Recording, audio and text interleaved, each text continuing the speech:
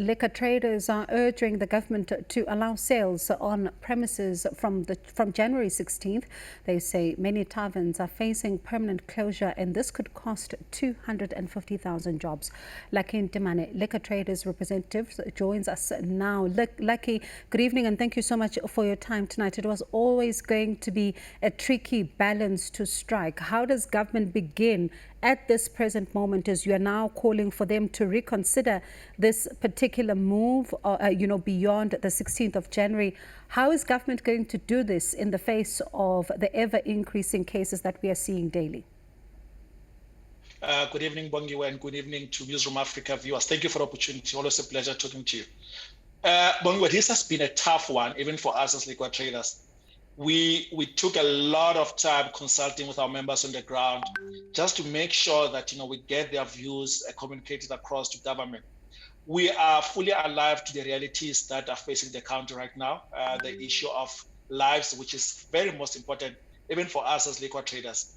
We again support government stance in ensuring that the lives of the people of South Africa are placed first, and we respect that. And our move, our view, or even our intention is not to compromise the efforts of government's fight against COVID-19, but it's really to safeguard as well as amplify those efforts, through means of ensuring that should then we be allowed to sell liquor, people are able to buy and consume at home. But also there is a reality that bedevils us, which is the 250,000 jobs that are dependent on taverns being able to operate.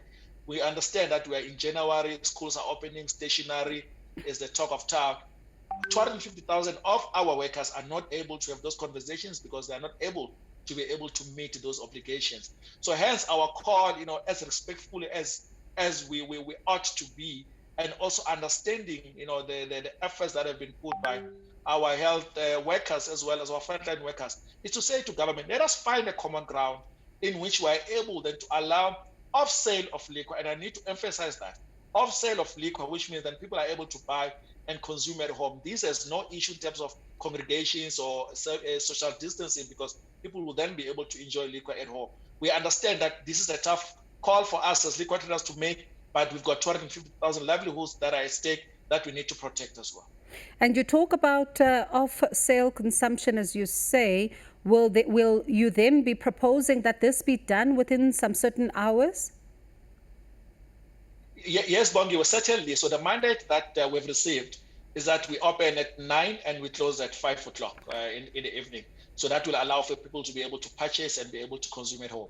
And we are also proposing that this happens over a 7-day period, Bongi. And I'll tell you why. We have seen a spike in illicit trading of alcohol over the past 7 days or so, where people are taking advantage of the fact that liquor is not allowed, and they are selling liquor in an illegal manner, which we obviously condemn.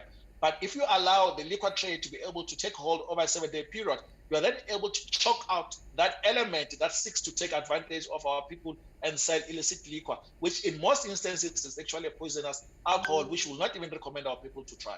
Some could argue then that some of those tavern owners that you are trying to speak on behalf have, really got their own goal here by not adhering to some of the regulations, by not closing at the time when they were supposed to have closed, others even going as far as not to be practicing social distancing, thus raising a lot of concerns around whether or not they could still be allowed to trade, because that's part of what the problem has become. We were able, Bongiwe, to deal with the rotten apples. A lot of them in the Western Cape, as you might have read, 51 licenses were revoked. And also in the Eastern Cape, a lot of notices were issued to liquor traders, and that went with some fines. So all those bad apples that were tainting the industry have been dealt with. And we continue to have confidence in our law enforcement agencies that they'll be able to, to stem this tide of, non-compliance amongst the liquor traders. But the issue that we saw, Bongi, was more around consumers that were purchasing liquor and having street parties, something that we fully condemn. But if we look at the amount of work, the good efforts that was put by our law enforcement agencies to ensure that, for example, in Bara, there was 0 trauma cases. in Charlotte Maclaike, there was only just 2 stabbings on the night of the 31st of December. We can see that if we work together with our law enforcement officials, we are then able to enforce matters of compliance, and that allows for a liquor trading to be able to take place in a manner in which it will continue to support the economy, but also support the livelihoods of 250 families that are dependent on this tavern sector. I wonder then how the plans are, when it comes to ensuring that those that are consuming alcohol are then not going to hold the street parties that you are talking about, because we saw, as you talk about, Chris Hani Baragwanath Hospital, we saw workers coming out to really laud government and thank them for, the fact that there was no alcohol that was being sold, saying that it has actually alleviated some of the pressure that they then would have found themselves under. We saw the same in other, hospitals. We saw some of the healthcare workers, even on social media, coming out to say that they're quite grateful that alcohol is not for sale. How then are you going to begin to balance that to ensure that, they don't find themselves with more trauma cases that are taking up space from COVID-19 patients? Because as you rightfully admit, some of the consumers are reckless. Bongi, I think the important thing that we need to state on record is that alcohol is still available on sale right now as I'm talking to you. People are able to access alcohol, they are able to buy it. So on the 31st of December, it's not as if there was no liquor that was available. I think hence I was lauding at first, the work done by the law enforcement officials, which they continue to do, by the way.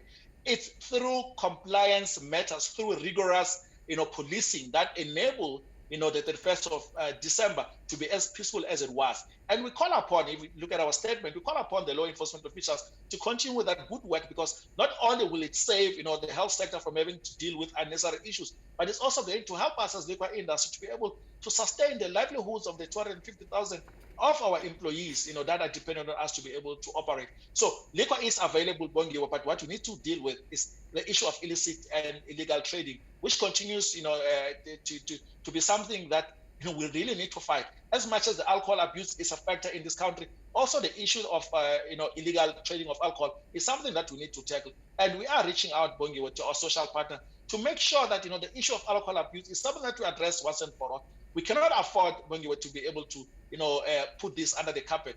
I think it has reared its ugly head long enough. It's about time that we chop its head off, and we call upon social partners to partner with us as liquor traders as well as liquor manufacturers who have made a firm commitment to ensure that we deal with this matter, so that ours is an industry that continues to support those that are enjoying the liquor in a responsible manner, but shun those that continue to abuse this product of ours, because those people, that means that they're not even allowed to come close to this product, because they're not willing to be responsible when they have access to it. I tell you what, Lucky, thank you so much for your time tonight. It is going to be, quite an interesting balance here that the National Command Coronavirus Council is going to have to strike, particularly, as you say, 250,000 jobs on the line. At the same time, the fight to try and save lives continues. That was Lucky Ntimane. He is with the National Liquor Traders and he's a representative there. Let's move to